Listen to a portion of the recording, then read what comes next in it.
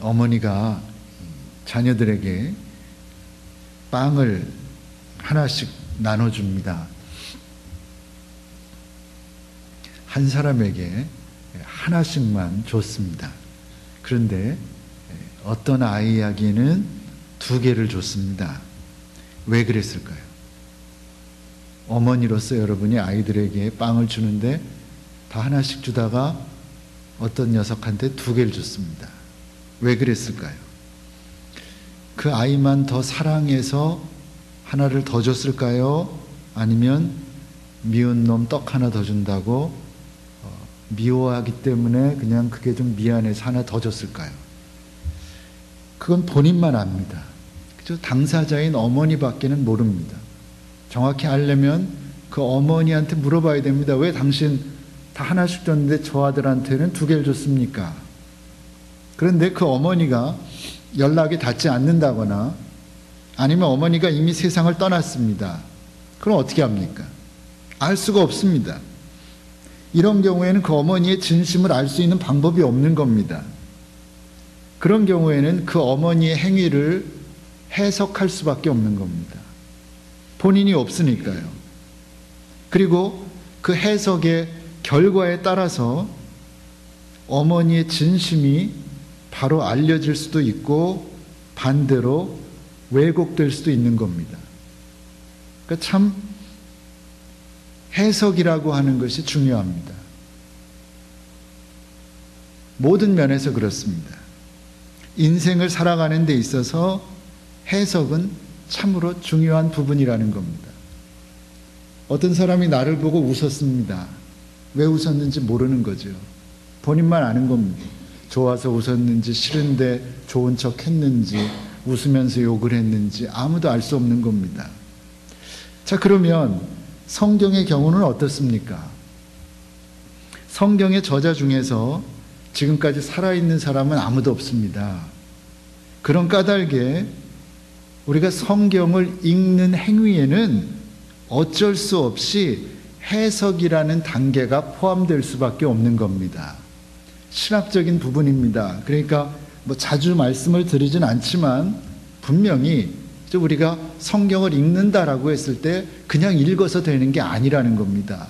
성경을 읽는 행위에는 반드시 해석이라는 단계가 포함될 수밖에 없습니다. 물론 복음서 같은 데 보면 예수님께서 비유를 말씀하시고 직접 해석을 해주신 적이 있습니다. 씨 뿌리는 비유 같은 걸 말씀하시고는 돌밭에 뿌려진 건 이런 의미고 가시덤불에 뿌려진 건 이런 의미고라고 해석해 주신 경우가 드물게 있습니다. 그건 이미 해석해 주셨으니까 그걸 그대로 받으면 됩니다. 그러나 대부분의 경우에는 해석이 되어 있지 않습니다. 그렇기 때문에 바른 해석의 작업을 통해서만 성경의 저자의 의도를 바로 알 수 있다라는 겁니다. 그런 의미에서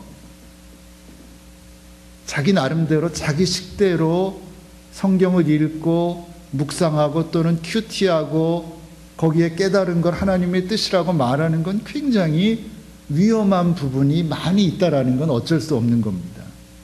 그 자체를 부정하거나 나쁘다는 게 아닌데 조심해야 한다는 겁니다. 왜?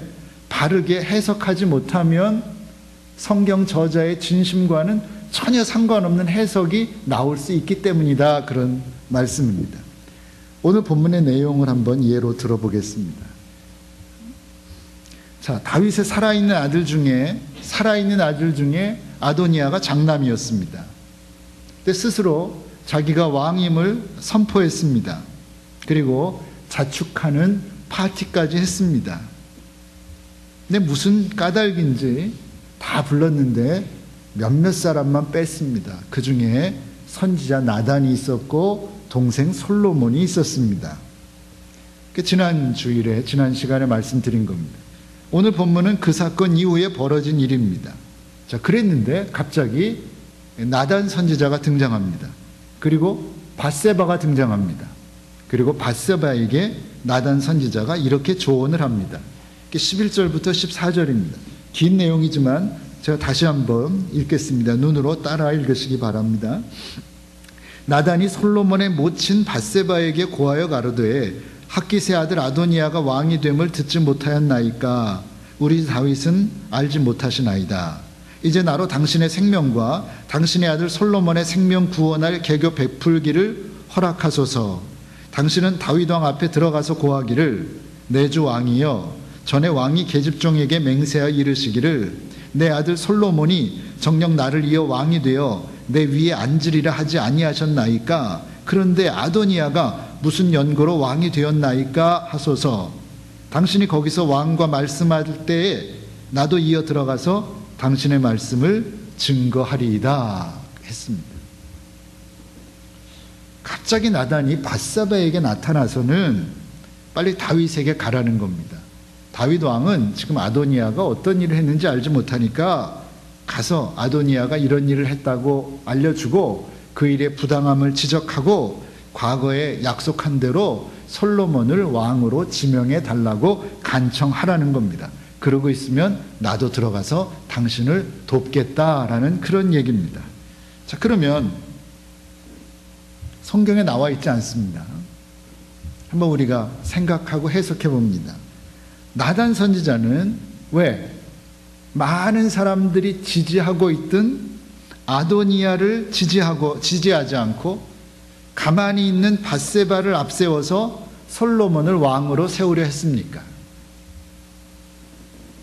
누구한테 물어보면 알 수 있습니까? 나단 선지자에게 물어보면 정확히 알 수 있죠. 그런데 나단 선지자가 없습니다. 그러면 어떻게 해야 됩니까? 여러 가지 면을 종합해서 객관적으로 해석해야 된다라는 겁니다. 역시 해석의 단계가 필요하다라는 겁니다. 그런데 똑같은 성경 본문이지만 이 본문을 놓고 학자들마다 해석이 다 다르다라는 거죠. 그래서 어렵습니다. 이렇게 해석하는 학자들이 있습니다. 나단 선지자가 솔로몬을 선택한 것은 솔로몬과의 오랜 친분 관계 때문이다라는 겁니다. 무슨 말인가 하면 우리 사무엘 하에서 공부했지만 솔로몬과 밧세바 사이에서 첫째 아이가 태어났을 때 하나님이 벌하셔서 그 아이는 얼마 나지 않아 죽었습니다. 두 번째로 태어난 아이가 솔로몬이었습니다. 그런데 나단이 솔로몬의 이름을 지어줬습니다. 여디디아라는 이름을 지어줬습니다. 여호와께서 그를 사랑하신다라는 의미입니다. 이 얘기는 솔로몬에게 나단은 어릴 때부터 관심이 있었고 특별히 사랑했다라는 걸 암시해 줍니다. 그런 특별한 친분 관계가 본문의 나단의 행위를 가능하게 한 것이다. 이렇게 해석하는 학자들이 있습니다. 또 어떤 부류의 학자들은 나단 선지자가 친분 관계 때문에 그런 게 아니라 자신의 정치적 입지를 고려해서 아도니아가 아닌 솔로몬을 선택한 것이라고 해석합니다. 그들은 나단이 솔로몬의 이름만 지어준 것이 아니고 어린 시절에 솔로몬의 교사로서의 역할을 분명히 했을 것이라고 추정합니다. 그런 면에서 저희가 종교 지도자로서 왕과 대면에서 대화도 해야 되고 어떤 면에서는 자기의 입장을 주장하기도 해야 하는데 자기가 잘 아는 자기의 제자였던 솔로몬과 그 일을 하는 것이 잘 알지도 못하고 나이가 많은 아도니아와 그 일을 하는 것보다는 훨씬 쉽겠다고 판단했다는 것입니다. 그래서 성경 어디에도 다윗이 솔로몬을 자기의 왕으로 삼겠다고 이야기한 적이 없음에도 불구하고 다윗에게 가서 그렇다고 말하라, 그렇다고 주장하고 다윗을 설득하려 했다라는 것입니다. 이것이 학자들의 많은 의견 중에 해석 중에 두 가지 해석입니다. 자, 밧세바는 나단의 지시를 따랐습니다. 당연하겠죠. 많은 아들들이 있는데 많은 다른 부인들이 낳은 아들들이 있는데 내 아들을 왕으로 삼게 해주겠다고 하는데 싫다고 할 엄마가 어디 있겠습니까? 그래서 밧세바는 나단의 지시를 따랐고 결국 나단의 계획은 성공합니다. 그래서 다윗은 솔로몬을 후계자로 지명합니다. 당시엔 왕이 내 후계자는 누구다라고 지정하는 것이 가장 중요한 일이었는데 다윗이 죽기 전에 그 일을 했으니까 솔로몬이 공식적으로 왕이 되는 겁니다. 30절입니다. 내가 이전에 이스라엘 하나님 여호와를 가리켜 내게 맹세하여 이르기를 내 아들 솔로몬이 정녕 나를 이어 왕이 되고 나를 대신하여 내 위에 앉으리라 하였으니 내가 오늘날 그대로 행하리라. 다윗이 그렇게 말했습니다. 다윗이 솔로몬이 자신의 뒤를 이어서 왕이 될 것을 선포한 것입니다. 그리고 그 선포로 인해, 이 공식적인 선포로 인해 아도니아의 계획은 물거품이 되고 마는 겁니다. 자, 여기서 주목할 것은 그럼 무엇이냐? 다윗이 예전에 밧세바를 개인적으로 만나서 너의 아들 솔로몬을 후계자로 삼을 것이라는 약속을 하나님의 이름을 걸고 했느냐라는 거죠. 그 대목입니다. 그런데 성경 어디에도 과거의 다윗의 행적을 보아도 솔로몬을 왕으로 삼겠다고 말한 적이 없다라는 거죠. 그런 적이 없다는 얘기입니다. 그러면 다윗의 이 말은 어떻게 해석해야 됩니까? 물론 한 가지 방법은 성경에 쓰여 있는 그대로 받아들이면 되는 겁니다. 그것도 하나의 해석입니다. 그렇게 해석한 학자들도 많이 있습니다. 성경엔 나와 있지 않지만 예전에 언젠가 다윗이 얘기했겠지. 그러니까 그것을 기억해내고 그 말대로 솔로몬을 왕으로 삼겠다고 한 것이다. 그냥 그대로 받아들이면 됩니다. 아주 쉬운 방법이죠. 근데 많은 학자들은 그렇게 생각하지 않습니다. 이렇게 해석합니다. 다윗 왕이 처음에 열왕기상을 시작하면서 다윗 왕이 무엇에 대해서 말했습니까? 너무너무 노쇠해서 어떤 일도 할 수 없는 할아버지였다라고 시작했습니다. 그걸 볼 때 다윗 왕이 너무 노쇠했기에 나단과 밧세바의 어떤 책략에 넘어갔다라는 겁니다. 실제로는 그렇게 약속을 한 적이 없는데 너무 나이가 들어서 그렇다고 하니까 그런 것이라고 착각하고 아들을 솔로몬을 왕으로 세웠다라는 해석입니다. 물론 해석이고 추측이지만 정말로 다윗이 예전에 공식적으로 솔로몬을 왕으로 삼겠다고 말을 했다면, 그렇게 중요한 선언이었다면 아도니아가 그런 행동을 과연 했겠습니까? 생각해보면 학자들이 아무것도 아닌데 근거 없이 해석을 하지 않았을 거다라는 것을 우리가 알 수가 있다라는 겁니다. 그래서 결국 이런 나단의 인간적인 책략이 성공을 거두어서 솔로몬이 다윗 왕의 뒤를 이어 왕이 될 수 있었다라는 겁니다. 오늘 본문의 내용을 많은 학자들은 그렇게 해석하고 있다는 것입니다. 물론 이와는 전혀 다르게 해석하는 사람들도 있고 또 뭐 중간 정도로 해석하는 사람도 있고 학자마다 그 해석은 다 다릅니다. 그래서 성경을 이해한다는 것은, 바르게 이해한다는 것은 굉장히 어려운 작업인 것입니다.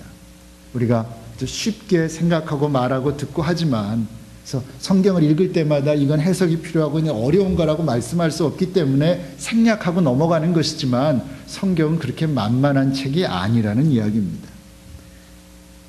저의 입장입니다. 위에 소개한 학자들처럼 그런 식으로 성경을 분석해 나간다고 하면 성경이 이스라엘이라는 나라의 역사 교과서로서의 역할은 충실히 감당할 수 있다는 생각은 듭니다. 그러나 성경을 그런 식으로 해석해 나간다고 하면 온 인류에게 하나님의 뜻을 담아서 전하는 본래 성경의 의미는 퇴색할 수밖에 없다라는 생각을 하지 않을 수가 없습니다. 그런 까닭에 역사적 사실과 진실이라고 하는 범주를 크게 벗어나서는 안 될 것이지만, 그것보다 더 중요한 것은 성경 안에 있는, 그 본문 안에 있는, 그 안에 담겨 있는 하나님의 뜻을, 어쩌면 숨겨져 있을 수도 있는데 그 숨겨져 있는 하나님의 뜻을 신앙적인 면에서 읽어낼 수 있는 능력, 또 읽어내려고 하는 노력이 우리에게 필요하다라고 하는 것이 저의 생각입니다.